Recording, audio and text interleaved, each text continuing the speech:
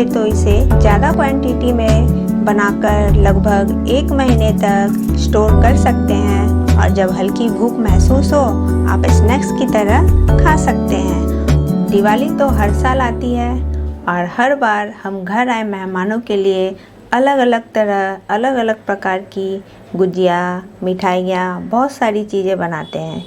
क्यों ना इस दिवाली कुछ नया ट्राई किया जाए। आज की जो हमारी रेसिपी है वो बिस्किट से बनने वाली है, जिसे आप बिस्किट की कुरकुरी खस्ता भी बोल सकते हैं या बिस्किट की कुरकुरी मठरी भी बोल सकते हैं। तो चलिए मेरे साथ आज की ये बिस्किट की रेसिपी शुरू करते हैं। तो इस रेसिपी को बनाने के लिए सबसे पहले मैं 2 बाउल मैदे ले ली हूँ। मैं ये 200 ml की बाउल है। इस बाउल से मैंने 2 बाउल मैदे लिए हैं और अब मैं इसमें 2 या 3 टेबल स्पून घी ऐड करूँगी। आप चाहे तो ऑयल का भी इस्तेमाल कर सकते हैं। फ्रेंड्स, यहाँ एक चीज़ मैं कहना चाहूँगी, अगर आपको बहुत से ऐसे लोग हैं जिन्हें ये समझ में नहीं आता है कि कितनी क्वांटिटी के आटे या मैदे में कितना ऑयल या घी ऐड करें, तो आप थोड़ा थोड़ा ऑयल को ऐड करके इस तरह से आटे या मैदे को मिक्स करके चेक कर सकते हैं कि आपका ऑयल या घी सही क्वांटिटी में मिक्स हुआ है या नहीं। तो जैसा मैं अभी दिखा रही हूँ आप सभी को, मैंने इसमें 4 टेबल स्पून घी ऐड की हूँ मैं। तो हम इसको अच्छी तरह से सबसे पहले मिक्स कर लेंगे और हाथों से इस तरह से चेक कर लेंगे मुट्ठी बांधकर। अगर हमारी मुट्ठी अच्छी बंध रही है तो मतलब ऑयल या घी हमने सही मात्रा में ऐड किया है, और अगर नहीं बंध रही है तो मतलब उसमें और ऑयल और घी की ज़रूरत है। तो जैसा कि ये नहीं बंध रही है मतलब इसमें अभी और घी की ज़रूरत है। तो अभी इसमें हम और घी ऐड करेंगे। मैं और 2 टेबल स्पून घी ऐड कर लेती हूँ और इसे फिर से अच्छे से मिक्स कर लेंगे। तो फ्रेंड्स, जैसा कि आप देख सकते हैं, ये मैं मुट्ठी बांध कर दिखा रही हूँ। ये मुट्ठी हमारी अब अच्छी से बंध रही है, मतलब मैंने इसमें अच्छी तरह से घी ऐड मैं कर ली हूँ। तो आप भी इसी तरह से चेक कर ले। आप चाहे तो इस रेसिपी को आटे से भी बना सकते हैं, आप चाहे तो इस रेसिपी को मैदे से भी बना सकते हैं। तो ये घी हमने अच्छी तरह से मैदे में मिक्स मैं कर ली हूँ। अब मैं इसमें ये 1 टेबल स्पून सफ़ेद तिल मैं ली हूँ, इसे इसमें ऐड कर दूँगी। और ये 1 मसाला स्पून मैं इलायची पाउडर ली हूँ, इसे भी मैं इसमें ऐड कर दूँगी और इसे अच्छी तरह से मिक्स कर लेंगे और पानी की मदद से इसका एक डो तैयार करेंगे। डो को हम ना ज़्यादा सख्त रखेंगे और ना ही ज़्यादा सॉफ्ट रखेंगे। अब मैं इसमें थोड़ी थोड़ी मात्रा में पानी ऐड करके आटे का एक डो बनाऊँगी। जैसा कि मैंने कहा फ्रेंड्स, डो को हम ना ज़्यादा सख्त रखेंगे और ना ही ज़्यादा सॉफ्ट रखेंगे, मीडियम रखेंगे ताकि ये अच्छे से रोल हो पाए। ये डो हमारी रेडी हो चुकी है। अब मैं इसे 10 मिनट के लिए रेस्ट होने के लिए रख दूँगी। जब तक मैदा हमारा 10 मिनट रेस्ट हो रहा है, मैं बिस्किट की तैयारी कर लेती हूँ। ये मैंने 2 अलग अलग तरह के बिस्किट्स लिए हैं। ये मैं ऑरेंज फ्लेवर की बिस्किट ली हूँ और ये मैं चॉकलेट फ्लेवर की बिस्किट ली हूँ। आज मैं 2 अलग अलग बिस्किट्स की रेसिपी आपको दिखाऊंगी। तो सबसे पहले फ्रेंड्स, मैं इन दोनों का अलग अलग एक पाउडर बना लूँगी। तो सबसे पहले मैं ऑरेंज फ्लेवर की बिस्किट का पाउडर बनाऊँगी। इसे एक जार में इस तरह से टुकड़े करके डाल देंगे और इसका एक अच्छा पाउडर बना लेंगे। ये 2 अलग अलग तरह के बिस्किट के पाउडर मैं तैयार कर ली हूँ। ये ऑरेंज फ्लेवर की बिस्किट और ये चॉकलेट फ्लेवर की बिस्किट। अब मैं इसमें 2 table spoon milk powder add करूँगी, 2 टेबल स्पून चॉकलेट फ्लेवर की बिस्किट्स में और 2 टेबल स्पून ऑरेंज फ्लेवर की बिस्किट्स में। और अब मैं इसमें 2 table spoon condense milk add करूँगी। कंडेंस मिल्क ज़्यादा ऐड नहीं करेंगे। और एक बात का ध्यान रखें फ्रेंड्स, आपको इसमें शुगर भी ऐड नहीं करना है क्योंकि बिस्किट पहले से ही मीठी होती है। तो इन दोनों फ्लेवर्स की बिस्किट में हम 2-2 स्पून कंडेंस मिल्क ऐड करेंगे। अब मैं इन दोनों को हाथों से अच्छी तरह से मिक्स करूँगी।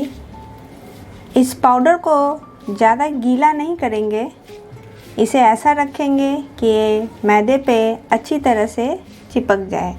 तो इन दोनों पाउडर को मैं अच्छे से मिक्स करूँगी। इन दोनों को मैं अच्छे से मिक्स कर ली हूँ। यहाँ एक बात का ध्यान देंगे फ्रेंड्स, अगर आपके पास कंडेंस मिल्क नहीं है तो आप दूध का भी इस्तेमाल कर सकते हैं। आप दूध को गर्म करके उसे ठंडा करके उसका इस्तेमाल कर सकते हैं। तो ये दोनों बिस्किट्स के पाउडर को मैं रेडी कर ली हूँ। अब मैं बिस्किट की खस्ता कुरकुरी बनाना शुरू करती हूँ। 10 मिनट हो गए हैं और आटा हमारा रेडी है। अब मैं इससे रोटी के आकार की लोई काट लूँगी। एक तरफ प्लेट में हम सूखा मैदा भी ले लेंगे। जितने आकार की रोटी की लोई हम काटते हैं उतनी आकार की इसे हम काट लेंगे।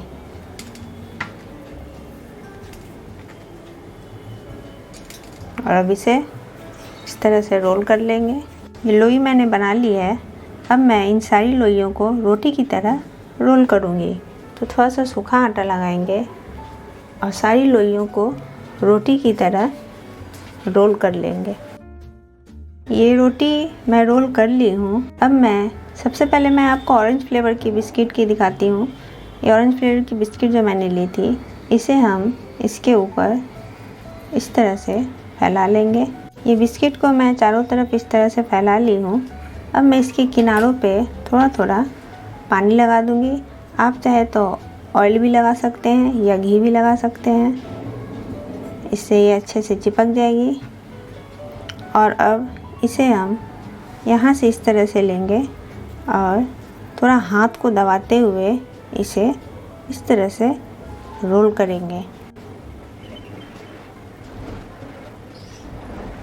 और हाथ के प्रेशर से इसे इस तरह से का दबा देंगे। और दोनों तरफ के मुंह को हम इस तरह से बंद कर देंगे। ये मैं रोल कर ली हूँ। अब मैं इसे चाकू की मदद से इस तरह से काटूँगी। फ्रेंड्स, आपने मसाले वाली तीखी भाकरवाड़ी तो ज़रूर खाई होगी। आज आप ये बिस्किट की भाकरवाड़ी देखिए। ये मैं भाकरवाड़ी स्टाइल में आपको बता रही हूँ। इस तरह से मीडियम आकार से हम इसे काट लेंगे और एक गोली को इस तरह से निकालेंगे और इसे हाथों पे इस तरह से रखेंगे। हाथ को इस तरह से करेंगे और अंगूठे को इस तरह से ऊपर रखेंगे और हाथ के प्रेशर से इसे हम इस तरह से रोल कर देंगे। तो ये बिस्किट्स अच्छे से इसमें चिपक जाएगी। ये देखिए, है ना, बिल्कुल भाकरवाड़ी की तरह। और इसी तरह से एक एक करके हम सबको बना लेंगे। ये पहले तरीके से मैं रेडी कर ली हूँ।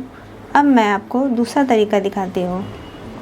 तो दूसरे तरीके से बनाने के लिए ये 2 रोटियों को मैं रोल कर ली हूँ और ये एक रोटी को इस पे रख के सबसे पहले हम चारों तरफ इसमें ऑयल या घी या पानी से इस तरह से लगा लेंगे ताकि बिस्किट इस पे अच्छे से चिपक जाए। अब मैं इसके ऊपर बिस्किट्स की पाउडर को रखूँगी। चारों तरफ इस तरह से फैला लेंगे। बिस्किट्स को मैं इस तरीके से सब तरफ फैला ली हूँ और ये दूसरी रोटी जो मैं रोल की थी इसके ऊपर इसे रख देंगे। एक बराबर में इस तरह से रख देंगे और इसके ऊपर हल्के हाथों से बेलन चला देंगे ताकि दोनों रोटियां और बिस्किट एक दूसरे में अच्छे से चिपक जाए। हल्के हाथों से चलाएंगे चारों तरफ। अब मैं इसे इस तरह से काट लूँगी